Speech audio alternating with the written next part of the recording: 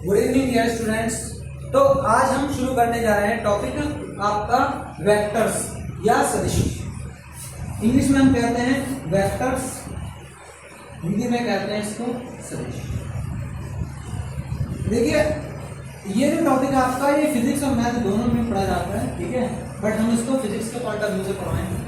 और फिजिक्स में जब हम स्टडी करते हैं तो जो भी आप स्टडी करोगे वो क्या होगी, एक फिजिकल क्वांटिटी, क्योंकि फिजिक्स का मतलब ये है आपका फिजिकल क्वांटिटी से रिलेटेड सब्जेक्ट। फिजिकल क्वांटिटी क्या होती है? फिजिकल क्वांटिटी वो होती है जिसको हम सिंपली मेजर कर सकते हैं, यानी जिसको माप सकते हैं, वो आपकी फिजिकल क्वांटिटी होती है।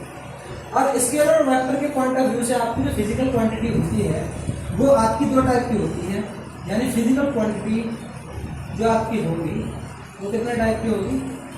ये आपकी दो टाइप की होगी। फर्स्ट आपका है स्केलर्स एंड सेकंड है आपका वेक्टर्स। ओके, तो देखिए स्केलर क्वांटिटी हम किसको कहते हैं? स्केलर का मतलब है जिसको हम बोलते हैं हिंदी में अदिश, और इसको बोलते हैं सदिश।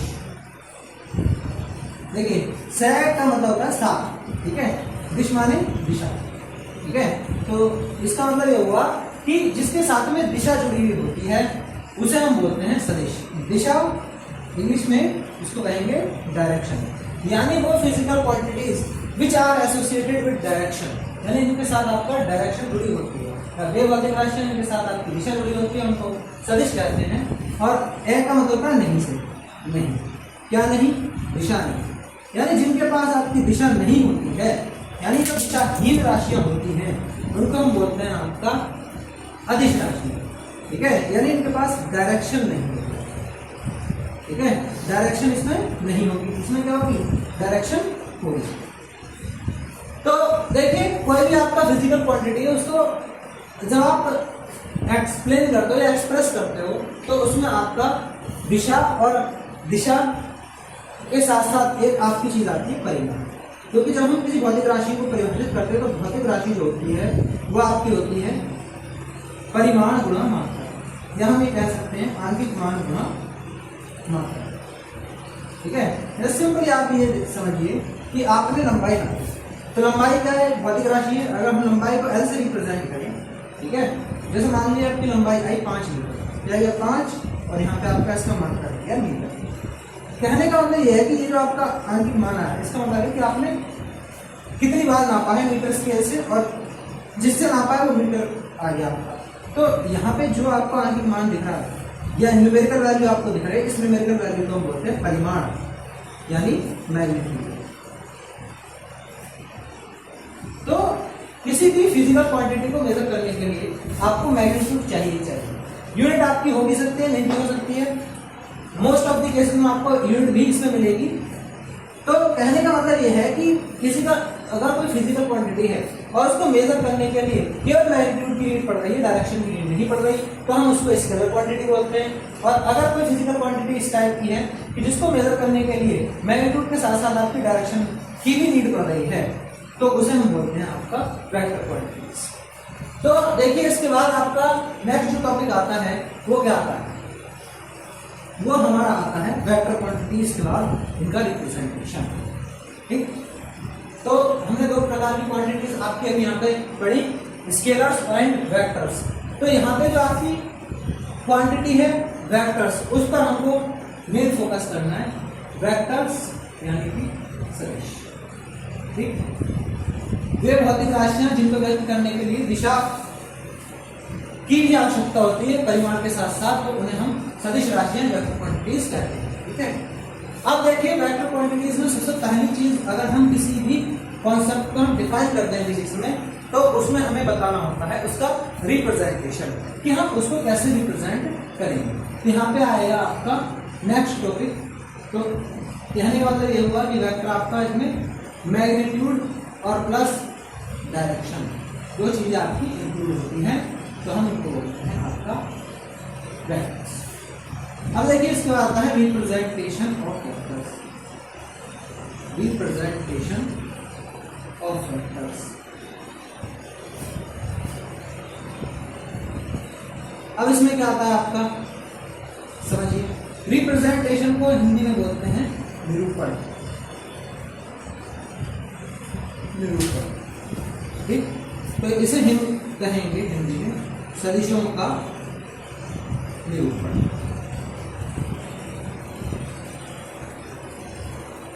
तो किस तरह से हम सदिश को लिखते हैं, इसको लिखने की दो विधियां आपके पास होती है, दो मेथड आपके पास होते हैं। पहली विधि है ज्यामितीय विधि, इसको इंग्लिश में हम बोलते हैं ज्योमेट्रिकल मेथड,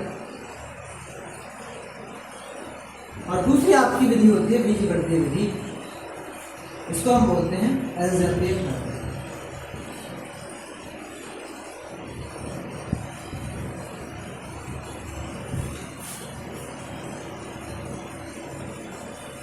तो देखिए ज्यामितीय विधि में हम किसी भी सदिश राशि को किस तरह से प्रदर्शित करते हैं। तो ज्यामितीय विधि में हमें किसी भी सदिश राशि को व्यक्त करने के लिए एक दिष्ट रेखाखंड की आवश्यकता होती है। देखिए एक रेखा क्या होती है, ये एक सीधा वक्र होता है जो अनंत से प्रारंभ होकर अनंत पर समाप्त होता है। तो ये आपकी एक रेखा है।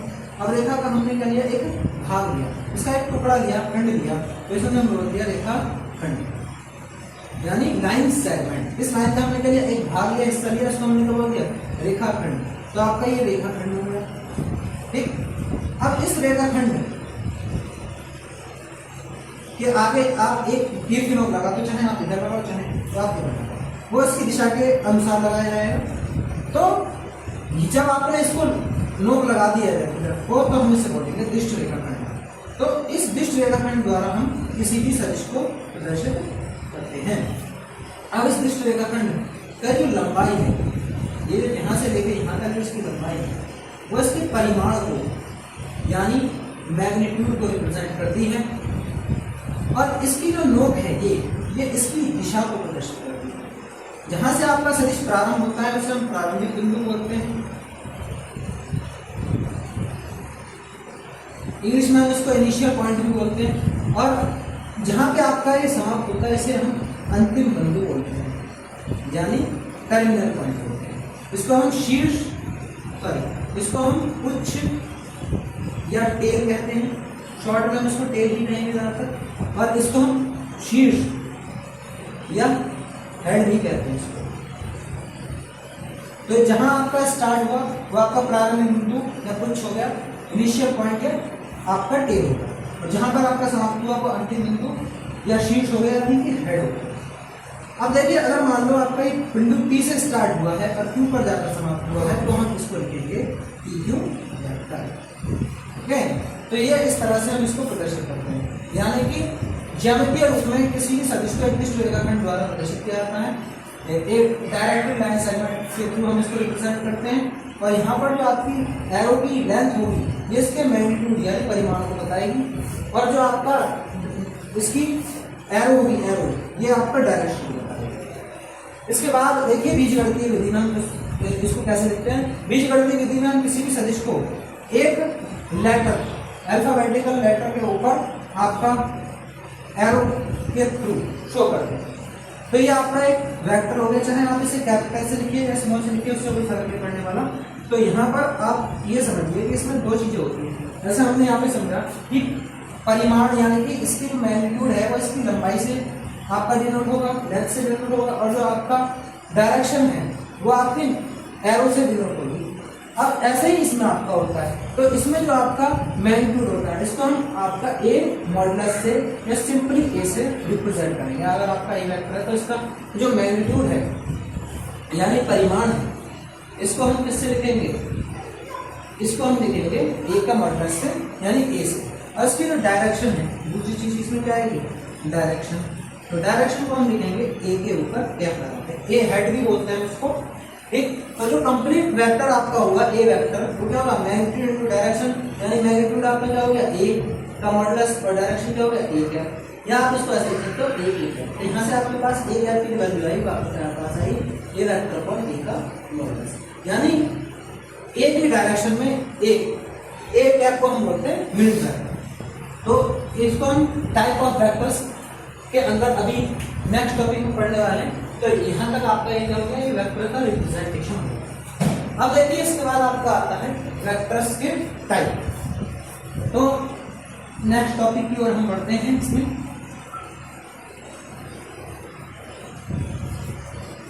Type of vectors.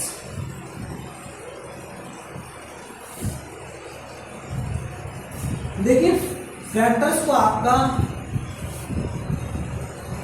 दो तरह से क्लासिफाइड किया जाता है। फर्स्ट आपका रिप्रेजेंटेशन है आपका on the basis of orientation. Orientation का मतलब स्पेस में वो आपका किस तरह से दिखता है, ठीक है। तो इस बेसिस पर आपका वेक्टर्स आपके दो टाइप के होते हैं। एक होता है आपका पोलर वेक्टर, जिसको हम बोलते हैं ध्रुवीय सदिश। हिंदी में लिख देता हूं पहले मैं आपका ध्रुवीय सदिश या पोलर वेक्टर। लेकिन पोलर वेक्टर जो है वो आपका लीनियर डायरेक्शनल इफेक्ट से एसोसिएटेड होगा, यानी कि अगर आपका कोई ऑब्जेक्ट ट्रांसलेशनल मोशन कर रहा है, रोटेशन नहीं कर रहा है, ट्रांसलेशनल मोशन कर रहा है, लीनियर मोशन कर रहा है, तो उस केस में जो आपका वेक्टर क्वांटिटी को रिप्रेजेंट करने वाला वेक्टर होगा वो आपका पोलर वेक्टर होगा। यानी जो आपका वेक्टर वो लीनियर डायरेक्शनल इफेक्ट से एसोसिएटेड होता है, उसको पोलर वेक्टर बोलते हैं। तो यहाँ पे हम इसको बोलेंगे स्थानांतरीय दिशिक प्रभाव या linear directional effect.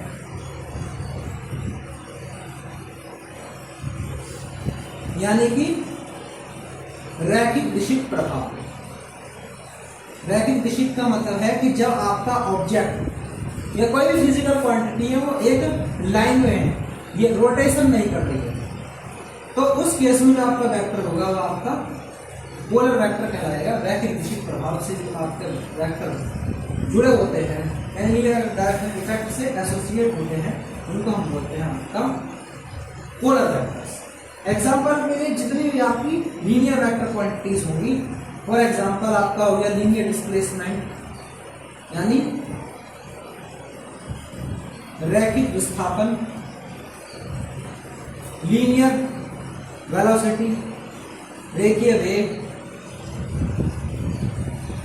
Linear momentum रेखीय संवेग, या फोर्स हो गया आपका, ठीक है। तो ये जो आपकी लीनियर डायरेक्शनल इफेक्ट से एसोसिएटेड क्वांटिटीज होंगी, उसका हिंदी में हम बोलते हैं विस्थापन, इसको बोलते हैं वेग, इसको बोलते हैं त्वरण, इसको बोलते हैं आपका बल।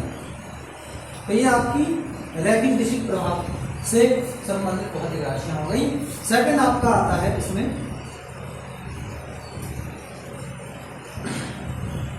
रोटेशनल वेक्टर्स, या हम एक्सियल वेक्टर्स को बोलने तो ज्यादा अच्छा है। एक्सियल वेक्टर्स हिंदी में उसको बोलते हैं अक्षीय सदिश,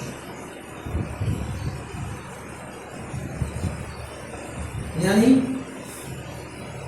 एक्सियल वेक्टर्स। एक्सियल वेक्टर्स का मतलब है कि जब आपका कोई ऑब्जेक्ट किसी एक्सिस के अराउंड क्या कर रहा होगा, रोटेशन कर रहा होगा, घूम रहा होगा, तो उस केस में जो आपकी physical quantities, vector physical quantities में एसोसिएट होंगी, उनको हम बोलेंगे आपका एक्सियल वेक्टर्स। यानी ये आपका rotational direction effect, rotational directional effect से एसोसिएटेड फिजिकल क्वांटिटीज को रिप्रेजेंट करता है। इसको हम बोलते हैं घूर्णन दिशिक प्रभाव।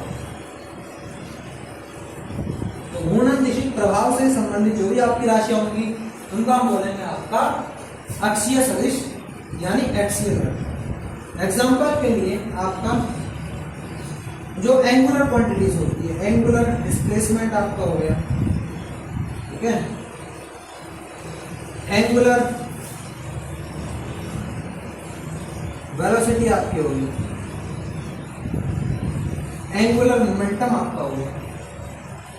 तो ये जो आपकी फिजिकल क्वांटिटीज हैं, ये आपका किसी एक्सिस के अराउंड रोटेशन से एसोसिएट होती है। देखिए एक्सिस के अराउंड रोटेशन का मतलब क्या है, उसको हम इससे समझते हैं।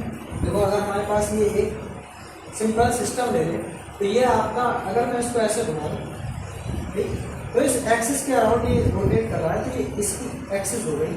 अब जो इसका एंगुलर डिस्प्लेसमेंट होगा वो या तो ऐसे मेजर किया जाएगा या ऐसे मेजर किया जाएगा, वो क्लॉकवाइज और एंटी क्लॉकवाइज पर डिपेंड आपका करता है। ठीक, तो जब आपका ऑब्जेक्ट रोटेशन कर रहा है इस तरीके से, तो जो वेक्टर क्वांटिटीज यहाँ पे एसोसिएटेड होंगी उनको हम बोलेंगे एक्सियल वेक्टर्स। ठीक है, इसके बाद जो सेकंड टाइप का आपका क्लासिफिकेशन इसमें आता है उसको हम बोलते हैं ऑन द बेसिस ऑफ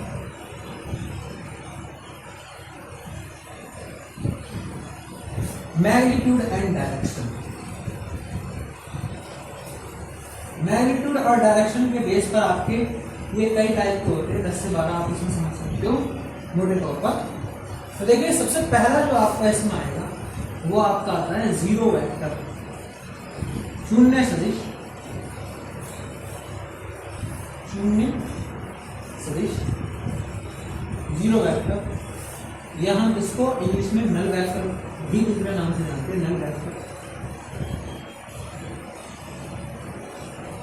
तो देखिए यहां समझिए इसको,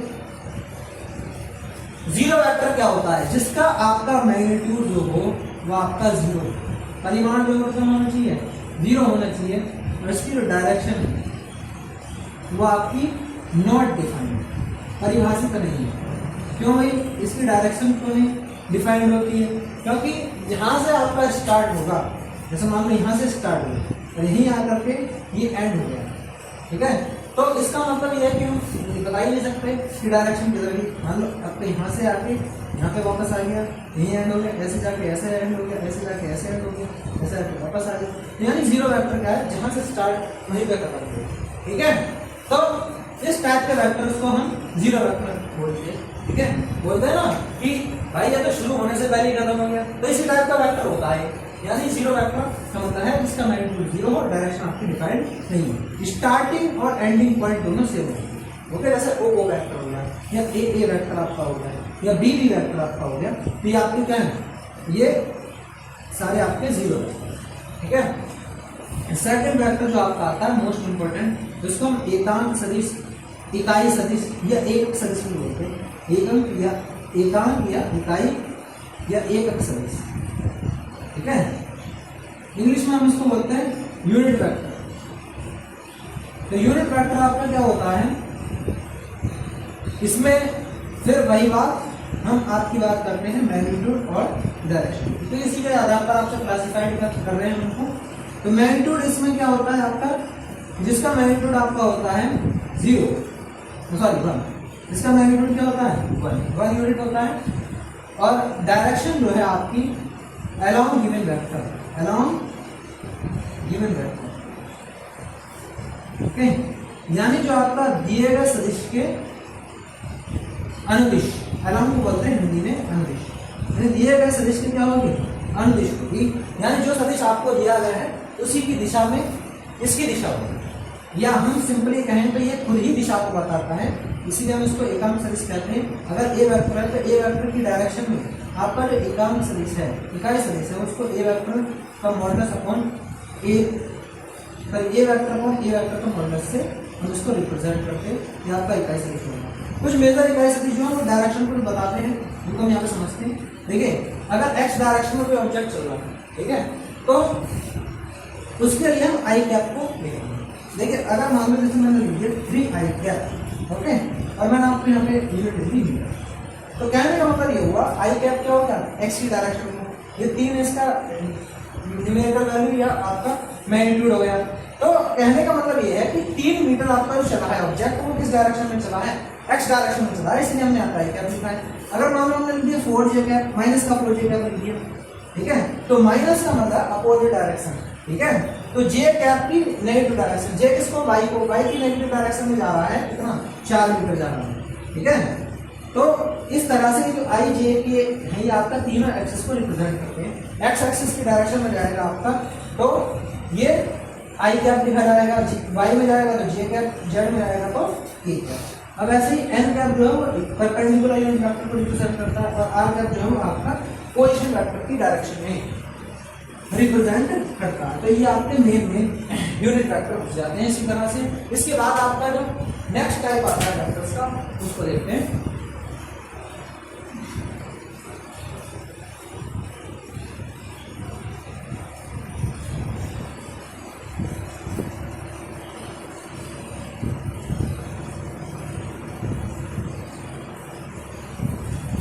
देखिए तो फर्स्ट टाइप का जो आपका सॉरी थर्ड टाइप का जो इसमें आएगा वो आपका आता है स्वतंत्र सदिश, स्वतंत्र या मुक्त सदिश, यानी कि फ्री वेक्टर।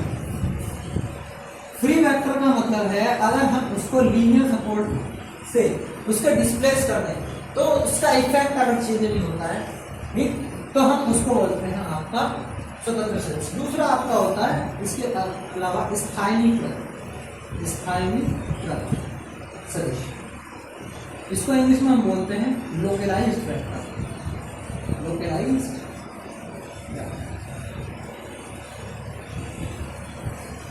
देखिए इन दोनों में मेन डिफरेंस आप समझिए। जैसे मान लो मेरे पास कोई ऑब्जेक्ट है, ठीक है, ये मेरे पास एक ऑब्जेक्ट हो गया और मैं इस पर फोर्स लगा रहा हूँ इस डायरेक्शन से, ठीक है। तो अगर मैं इसकी बात करूँ तो इसकी जो फोर्स की लोकेशन है फिक्स है।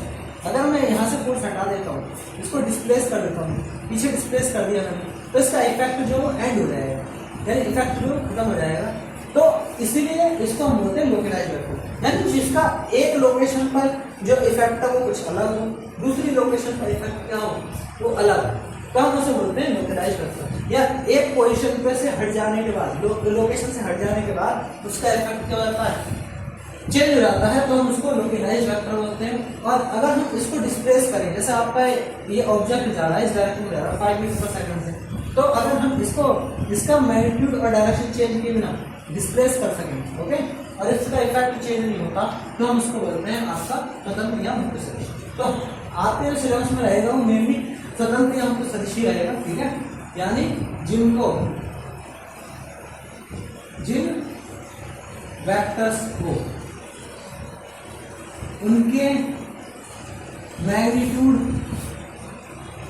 और एंड डायरेक्शन चेंज किए बिना डिस्प्लेस यानी विस्थापित करने पर उनका इफेक्ट चेंज नहीं होता, उन्हें फ्री वेक्टर्स बोलते हैं, फ्री वेक्टर्स कहते हैं, ठीक है। अब जिनका इफेक्ट चेंज हो जाता है, जिन वेक्टर्स को उनका मैग्नीट्यूड एंड डायरेक्शन चेंज करने पर, चेंज किए बिना डिस्प्लेस करने पर उनका इफेक्ट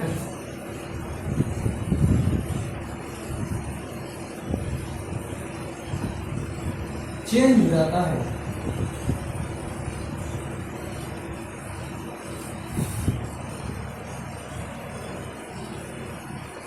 तो उन्हें हम क्या कहते हैं, लोकलाइज्ड या एक स्थायी लोकलाइज्ड वेक्टर्स कहते हैं। अब इसके बाद आपका 5th नंबर पे आपका आता है सह आदिम सदिश, यानी को इनिशियल वेक्टर्स।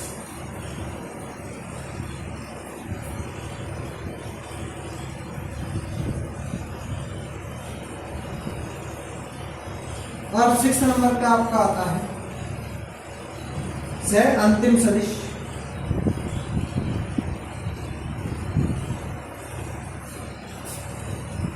यानी क्वार्टर माइनस वेक्टर्स। देखिए सह मतलब साथ साथ, आदि माने होता है प्रारंभ होना।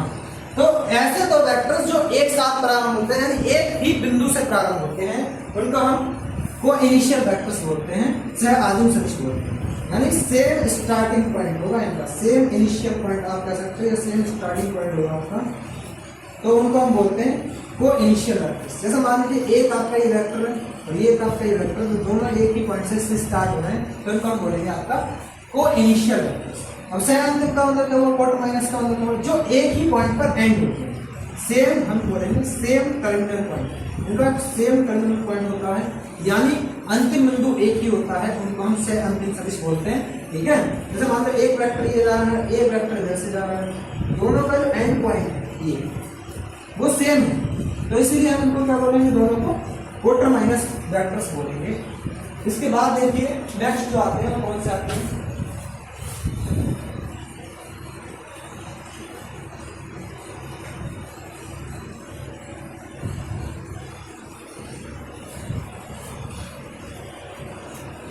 नेक्स्ट आपके दो वेक्टर्स, दो से ज्यादा वेक्टर्स के लिए डेफिनेशन आपकी अप्लाई होने वाली है। तो 7, 8 और 9 इन डेफिनेशंस को हम पढ़ते हैं। ठीक है,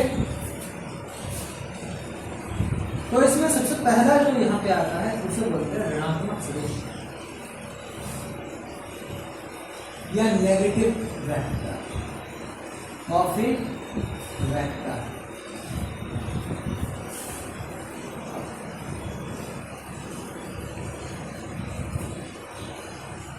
फिर है समदिश सदिश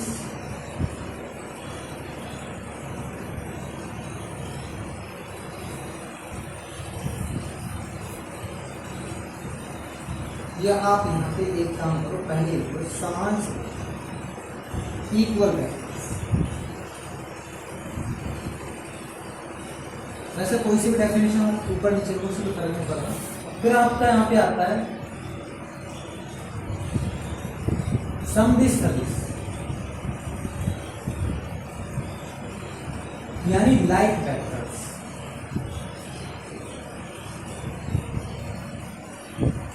फिर आपका आता है यहाँ पे विपरीत दिश सदिश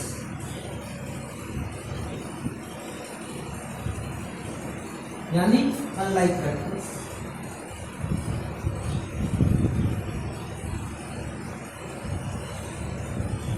या हम इनको अपोजिट वेक्टर्स भी बोलते हैं। अपोजिट आप इनको बोलने तो ज्यादा अच्छा है, अपोजिट वेक्टर्स।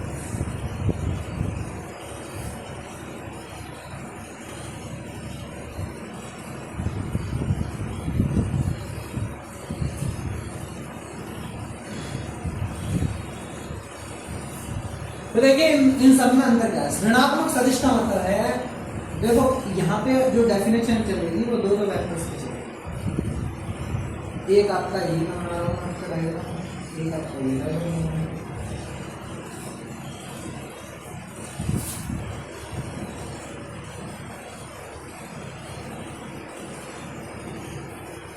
देखिए यहाँ समझिए कि अंतर क्या है।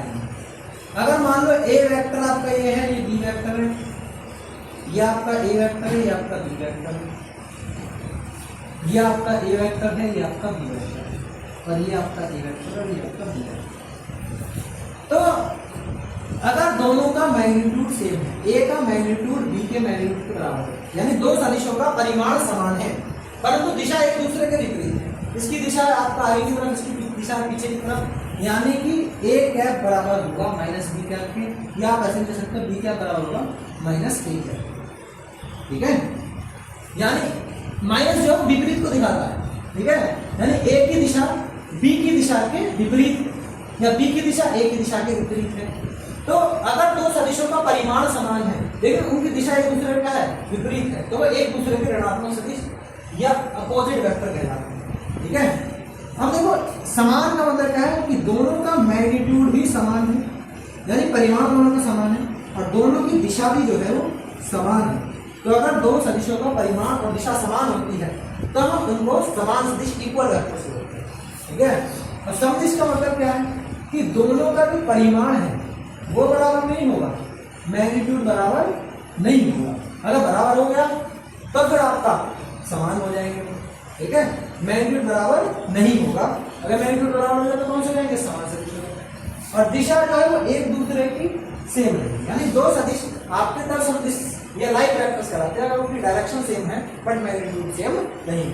अगर डायरेक्शन मैग्नीट्यूड दोनों सेम है तो आपके इक्वल वेक्टर्स हो जाएंगे, ठीक है।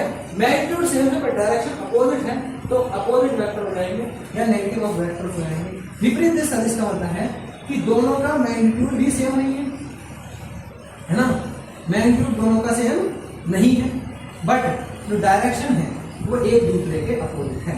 ये आगे जा रहा है, बी पीछे जा रहा है, मैग्नीट्यूड दोनों का बराबर, इस केस में नहीं होगा, इसमें नहीं होगा, इन दोनों में मैग्नीट्यूड बराबर रहेगा, है ना। और इसमें तो डायरेक्शन अपोजिट रहेगी, इसमें डायरेक्शन सेम रहेगी, इन दोनों में मैग्नीट्यूड बराबर नहीं रहेगा, इसमें डायरेक्शन सेम रहेगी, इसमें डायरेक्शन सेम नहीं रहेगी। तो ये आपके विपरीत सॉल्यूशन है, ठीक है।